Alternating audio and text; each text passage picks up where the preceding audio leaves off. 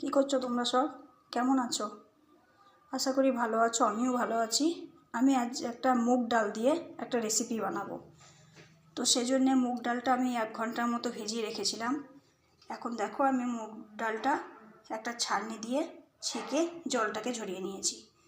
এবার আমি এই ডালটাকে পিষে নেব। দেখো এইভাবে ডালটাকে বেটে নিয়েছি। এবার খাবার সোডা দিয়ে এইভাবে একটু হাতে করে ম্যাশ করে নিতে হবে, তবে বড়াটা ফুলবে, পিঠেটা।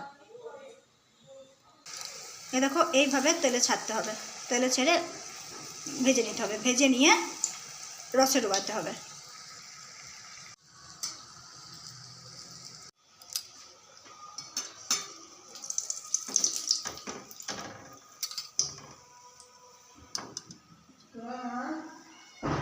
এইভাবে ভাজতে হবে ভেজে।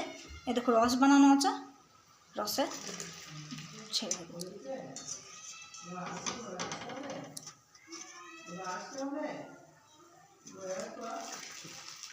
এবার ঢাকা দিয়ে দিতে হবে যাতে ঠান্ডা না হয়। ঢাকা দিয়ে এবার রস নেবে।